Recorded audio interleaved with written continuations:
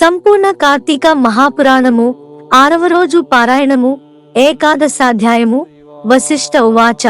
ఓ మహారాజా, కార్తీక మాసములో శ్రీహరిని ఎవరైతే అవి శపూలతో పూజిస్తారో వాళ్ళకి చాంద్రాయణ ఫలము కలుగుతుంది. గరికతోనూ కుశలతోనూ పూజించే వాళ్ళు పాపవిముక్తులై వైకుంఠమును పొందుతారు. చిత్రవర్ణ వస్త్రాన్ని శ్రీహరికి సమర్పించిన వాళ్ళు మోక్షమును పొందుతారు. కార్తీక స్నానాచరణమును చేసి విష్ణు సన్నిధిని దీపమాలికను ఉంచేవాళ్లు, వైకుంఠ పురాణ పాఠకులు, శ్రోతలు కూడా విగత పాపులై పరమపదాన్ని చేరుతారు. ఇందుకు ఉదాహరణగా మాత్రాననే సర్వపాపాలను సమయింపచేసేది ఆయురారోగ్యదాయిని అయిన ఒక కథను వినిపిస్తాను విను.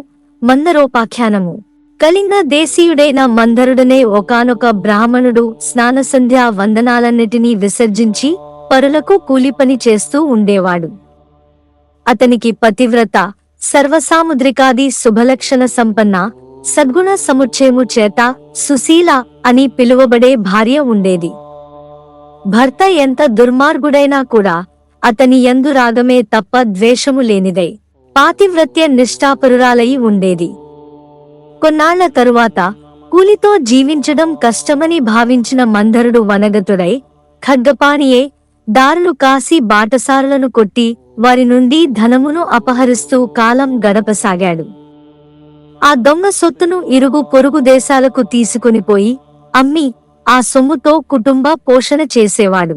ఒకసారి దొంగతనానికై దారికాసి ఉన్న మందరుడు బాటసారి అయిన ఒకానొక బ్రాహ్మణుని పట్టుకుని అక్కడి మర్రి చెట్టుకు కట్టివేసి ఆ బాపని ద్రవ్యాన్నంతనూ అపహరించేశాడు.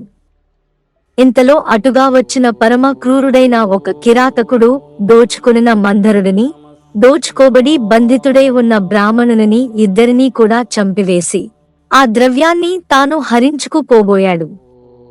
కాని అదే సమయానికి అక్కడి కిరాత, మందర బ్రాహ్మణుల నుండి వచ్చే నరవాసనను పసిగట్టిన చేరువ గుహలోని ఖడ్గంతోనూ ఒకరినొకరు ప్రహరించుకున్నారు.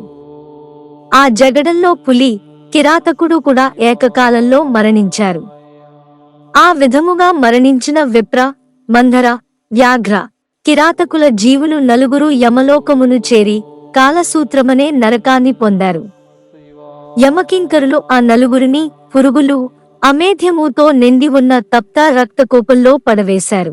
ఇక భూలోకములో భర్త మరణ వార్త తెలియని మందరుని భార్య అయిన సుశీల మాత్రము నిత్యం భర్తృ ధ్యానాన్నే చేస్తూ ధర్మవర్తనతో, హరిభక్తితో, సజ్జన సాంగత్యముతో జీవించసాగింది.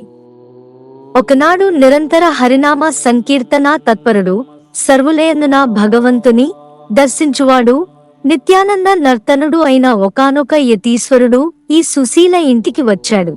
ఆమె శ్రద్ధాభక్తులతో అతనికి భిక్ష వేసి, అయ్యా, నా భర్త కార్యార్థియై వెళ్లి ఉన్నాడు, ఇంట లేడు. నేను ఏకాకినే ఆయన ధ్యానములోనే కాలమును గడుపుతున్నాను అని విన్నవించుకుంది. అందులకా యతి, అమ్మాయి, ఆవేదన పడకు. ఇది కార్తీక పూర్ణిమ మహాపర్వదినము. ఈ రోజు సాయంకాలము నీ ఇంట పురాణ పఠన శ్రవణాదులు ఏర్పాటు చేయి. అందుకుగాను ఒక దీపము చాలా అవసరము. దీపానికి తగినంత నూనె నా దగ్గర ఉంది. నీవు వత్తిని, ప్రమిదను సమర్పించినట్లయితే దీపమును వెలిగించవచ్చును అని సలహా ఇచ్చాడు. ఆ యతి శ్రేష్ఠుని మాటలనంగీకరించి సుశీల తక్షణమే గోమయముతో ఇల్లంతా చక్కగా అలిగి పంచరంగుల ముగ్గులను పెట్టినది. ప్రత్తిని పరిశుభ్రపరిచి 2 వత్తులను చేసి యతీశ్వరుని వద్ద నూనెతో వాటిని వెలిగించి శ్రీహరికి సమర్పించినది. యతి ఆ దీప సహితముగా విష్ణువును పూజించి మనశ్శుద్ధి కోసం పురాణ పఠనమును ఆరంభించాడు. సుశీల పరిసరాల ఇండ్లకు వెళ్లి వారందరినీ పురాణ శ్రవణానికి ఆహ్వానించినది. అందరి నడుమ తాను కూడా ఏకాగ్రచిత్తయే ఆ పురాణాన్ని వింది. అనంతరము ఆమెకు శుభాశీస్సులు అందించి యతీశ్వరుడు వెళ్లిపోయాడు. నిరంతర హరిసేవనము వలన క్రమక్రమముగా ఆమె జ్ఞానియే తదుపరిని కాలధర్మమును చెందినది. తక్షణమే శంఖ చక్రాంకితులు, చతుర్బాహువులు, పద్మాక్షులు, పీతాంబరధరులు అయిన విష్ణుదూతలు నందనవన, సుందర మందారాది సుమాలతోనూ రత్నమౌక్తిక ప్రవాళాదులతోనూ నిర్మించిన మాలికాంబరాభరణాలంకృతమై ఉన్న దివ్య విమానాన్ని తెచ్చి సుశీలను అందు అధిరోహింపచేసి వైకుంఠానికి తీసుకుపోసాగారు. అందులో వెళుతున్న సుశీల మార్గ మధ్యములోని నరకములో మరి 3 జీవులతో కలిసి బాధరు పడుతున్న తన భర్తను గుర్తించి విమానాన్ని ఆపించి తత్కారణమేమిటో తెలుపవలసిందిగా విష్ణు పారిషదులను కోరింది. అందుకు వారు, అమ్మా, నీ భర్తయైన ఆ మందరుడు విప్రకుల సంజాతుడైనప్పటికీ కూడా వేదాచారాలను విసర్జించి కూలియే, మరికొన్నాళ్లు దొంగయే, దుర్మార్గ ప్రవర్తన వలన ఇలా నరకాన్ని అనుభవిస్తున్నాడు. అతనితో బాటే ఉన్న మరొక బ్రాహ్మణుడు మిత్రద్రోహి. మిత్రుడొకనిని చంపి అతని ధనముతో పరదేశాలకు పారిపోబోతూ నీ భర్త చేత బంధితుడయ్యాడు. అతగాడి పాపాలకుగాను అతడు నరకము పొందాడు. 3వవాడు కిరాతకుడు. బంధితుడైన ఆ బ్రాహ్మణుని నీ భర్తను కూడా చంపివేసిన పాపానికిగాను ఇతడు నరకమును చేరవలసి వచ్చినది. ఇక 4వ జీవి ఒక పులి. ఆ పులి అతః పూర్వజన్మలో ద్రావిడ బ్రాహ్మణుడై ఉండి ద్వాదశినాడు భక్షాభక్ష విచక్షణ రహితుడై ఆచరించిన తైలాదిక భోజనాదుల వలన నరకమును పొంది పులిగా పుట్టి ఈ కిరాతకుని తోడి జగడములో అతనితో బాటే నరకాన్ని చేరాడు. ఈ 4 నరకయాతనలకు కారణాలివే తల్లి అని చెప్పారు. ఆ మీదట సుశీల విష్ణుదూతలను చూసి ఏ పుణ్యము చేసినట్లయితే వాళ్లకా నరకము తప్పుతుందో చెప్పుడని కోరగా, వైష్ణవులు కార్తీక మాసములో నీచేత ఆచరించబడిన పురాణ శ్రవణ ఫలితాలని ధారబోయడము వలన నీ భర్త పురాణ శ్రవణార్థమై నువ్వు ఇంటింటికి వెళ్లి ప్రజలను పిలిచిన పుణ్యమును ధారబోయడము వలన మిత్రద్రోహి అయిన ఆ బ్రాహ్మణుడు ఆ పురాణ శ్రవణార్థమై నువ్వు సమర్పించిన 2 వత్తుల పుణ్యమును చెరిసగముగా ధారపోయడము వలన కిరాత వ్యాఘ్రాలు నరకము నుంచి ముక్తిని పొందుతారు అని పలికారు. అలా వాళ్ళు చెప్పినదే తనువుగా సుశీల ఆయా విధాలుగా తన పుణ్యాలను వారికి ధారబోయడముతో ఆ 4 నరకము నుండి విముక్తులై దివ్య విమానారూఢులై సుశీలను వివిధ రూపాలుగా ప్రశంసిస్తూ మహాజ్ఞానులు పొందే ముక్తి పదానికే తీసుకుపోబడ్డారు. కాబట్టి ఓ జనక మహారాజా, కార్తీక మాసములో చేసే పురాణ శ్రవణము వలన హరిలోకమును తప్పనిసరిగా పొందుతారని తెలుసుకో. ఏకాదశోధ్యాయ సమాప్తః. 11వ అధ్యాయము, ద్వాదశాధ్యాయము, వశిష్ఠ ప్రవచనం. పునః వశిష్ఠుడు జనకునికిలా చెప్పసాగాడు. ఓ రాజా, కార్తీక మాసములో వచ్చే సోమవారం మహాత్మ్యమును విని ఉన్నావు. ఆ కార్తీక సోమవారము ఎంత ఫలాన్నిస్తుందో అంతకంటే కార్తీక శని త్రయోదశి 100 రెట్లు, కార్తీక పూర్ణిమ 1000 రెట్లు, శుక్ల పాడ్యమి 1,00,000 రెట్లు, శుక్ల ఏకాదశి 1,00,000 రెట్లు, ద్వాదశి లెక్కలేనంత అనంతమైన ఫలాలను అదనముగా ప్రసాదిస్తాయి. మోహము చేతనైనా సరే శుక్ల ఏకాదశి నాడు ఉపవసించి మరునాడు ద్వాదశి బ్రాహ్మణయుక్తులై పారాయణ చేసే వాళ్ళు సాయుజ్య మోక్షాన్ని పొందుతారు. ఈ కార్తీక శుద్ధ ద్వాదశి నాడు అన్నదానమును చేసిన వారికి సమస్త సంపదలు అభివృద్ధి చెందుతాయి. రాజా, సూర్యగ్రహణ సమయములో గంగా తీరములో 1,000,000 మంది బ్రాహ్మణులకు అన్న సమారాధన చేయడము వలన ఎంత పుణ్యము కలుగుతుందో అంత పుణ్యము కూడా కేవలం కార్తీక ద్వాదశి నాడు ఒక్క బ్రాహ్మణునికి అన్నమును పెట్టడము వలన కలుగుతుంది.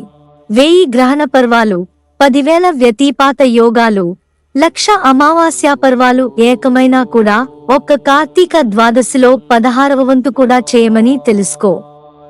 మనకు ఉన్న తిథులలో పుణ్యప్రదాలైన తిథులెన్నైనా ఉండవచ్చునుగాక, కాని వాటన్నింటికంటే కూడా సాక్షాద్విష్ణు ప్రీతికరమైన ఈ కార్తీక ద్వాదశి అత్యంత ఫలప్రదమని మర్చిపోకు. ద్వాదశి దానములు. ఏకాదశి నాడు రాత్రి యామముండగా కార్తీక శుద్ధ ద్వాదశి నాడు క్షీర సముద్రము నుండి శ్రీహరి నిద్రలేస్తాడు. అందువలన దీనికి హరిబోధిని ద్వాదశి అనే పేరు వచ్చింది. అటువంటి ఈ హరిబోధిని నాడు ఎవరైతే కనీసం ఒక్క బ్రాహ్మణునికైనా అన్నదానమును చేస్తారో వాళ్ళు ఇహములో భోగాను సేవనాన్ని, పరములో భోగిసేనామ సేవనాన్ని పొందుతారు. కార్తీక ద్వాదశి నాడు పెరుగున్న దానం చేయడం సర్వోత్కృష్టమైన దానముగా చెప్పబడుతూ ఉంది. ఎవరైతే ఈ ద్వాదశి నాడు పాలిచ్చే ఆవును, వెండి డెక్కలు, బంగారు కొమ్మలతో అలంకరించి పూజించి దూడతో సహా గోదానము చేస్తారో వాళ్ళు ఆ ఆవు శరీరంపై ఎన్ని రోమాలైతే ఉంటాయో అన్ని వేల సంవత్సరాలు స్వర్గములో నివసిస్తారు. ఈ రోజు వస్త్రదానము చేసిన వాళ్ళు సంచితార్థాలన్నీ సమసిపోయి వైకుంఠాన్ని చెందుతారనడంలో ఎటువంటి వివాహము లేదు. ఓ మహారాజా, ఎవరైతే కార్తీక శుద్ధ ద్వాదశి నాడు సాలగ్రామాన్ని, బంగారపు తులసి వృక్షాన్ని దక్షిణా సమేతముగా దానము చేస్తారో వాళ్ళు చతుస్సాగర పర్యంతమైన సమస్త భూమండలాన్ని దానము చేసినంత పుణ్యాన్ని పొందుతున్నారు. ఇందుకు నిదర్శనముగా ఒక గాథను చెబుతాను విను. ధర్మవీరోపాఖ్యానము. పూర్వము గోదావరి తీరములో దురాచారవంతుడు, పరమ పిసినిగొట్టు అయిన ఒక వైశ్యుడు ఉండేవాడు. ఈ లుబ్ధుడు దానధర్మాలు చేయకపోవడమే కాక తాను కూడా తినకుండా ధనమును పోగు చేసేవాడు. ధనధాన్యాలనే కాదు, కనీసము ఎవరికీ మాట సాయమైనా చేసేవాడు కాదు. నిత్యము పరులను నిందిస్తూ పరద్రవ్యాసక్తుడై మసలే ఈ పిసినిగొట్టు ధనమును వడ్డీలకు తిప్పుతూ అంతకంతకు ద్రవ్యాన్ని పెంచుకోసాగాడు. ఒకానొకసారి ఈ లుబ్ధుడొక బ్రాహ్మణునికి ఇచ్చిన అప్పును రాబట్టుకోవడం కోసం అతని గ్రామానికి వెళ్లి తానిచ్చిన బాకీని వడ్డీతో సహా ఆ క్షణమే చెల్లించవలసిందిగా పట్టుబట్టాడు. అందుకు బ్రాహ్మణుడు, రుణదాత, నేను నీ బాకీ ఎగవేసేవాడిని కాను ఎందుకంటావేమో. శ్లోకం యో జీవతి రుణి నిత్యం నియమం కల్పమస్నుతే పశ్చాత్స్యసుతో భూత్వా తత్సర్వం ప్రతిదాస్యతి. ఎవడైతే రుణం తీర్చకుండానే పోతాడో వాడు మరుసటి జన్మలో రుణదాతకు సంతురూపముగా జన్మించి ఆ రుణాన్ని చెల్లుబెట్టుకోవలసి వస్తుంది. అందుచేత ఏదో విధముగా సంపాదించి ఈ మాసాంతానికల్లా నీ రుణము చెల్లుబెడతాను, అంతవరకు ఓర్పు వహించి ఉండు అని చెప్పాడు. ఆ బ్రాహ్మణ వచనాలను పరాభవ వాక్కులుగా భావించిన లుబ్ధుడు కనసి, నీ కబుర్లు నా దగ్గర కాదు, నీ బాకీ వసూలు కోసం నెల్లాలాగే సమయం నాకు లేదు, మర్యాదగా ఇప్పుడే లేదా ఈ కత్తితో నిన్ను నరికేస్తాను అననాడు. యథార్థంగా ఆ సమయంలో ధనము లేదని, అప్పటికప్పుడు తానా అప్పు తీర్చలేనని చెప్పాడు విప్రుడు. మరింత మండిపడిన ఆ పిసినారి బ్రాహ్మణుడిని జుట్టు పట్టుకుని లాగి నేలకు పడదోసి కాలితో తన్ని అప్పటికీ కోపం తీరక కత్తితో ఒక వేటు పెట్టాడు. సింహము యొక్క పంజా విసురుకు లేడిపిల్ల చనిపోయినట్లుగా క్రోధోన్మత్తుడైన ఆ కోమటి కొట్టిన కత్తి దెబ్బకు బ్రాహ్మణుడు ప్రాణాలు కోల్పోయాడు. అంతటితో కోమటి హత్యానేరానికి గాను రాజు తనను దండిస్తాడనే భయంతో త్వరితముగా ఇంటికి పారిపోయి గుట్టుగా బ్రతకసాగాడు. బ్రతికినంత కాలం గుట్టుగా ఉండగలమే గాని గుట్టుగా ఉన్నంత మాత్రం చేత ఎల్లకాలం బ్రతకలేం గదా. అదే విధముగా ఆ కోమటి కూడా ఆయువు దీరి మృతి చెందాడు. యమకింకరులు వచ్చి ఆ జీవుని నరకానికి తీసుకుపోయారు. జనక భూపతి, రురువులనే మృగాల చేత, వాటి శృంగాల చేత పీడింపచేసే ఒకానొక యాతననే రౌరవం అంటారు. ఈ కోమటిని ఆ గౌరవమనే నరక విభాగములో వేసి శిక్షించవలసిందిగా ఆజ్ఞాపించాడు యమధర్మరాజు. కింకరులు ఆ ఆజ్ఞను అమలు చేయసాగారు.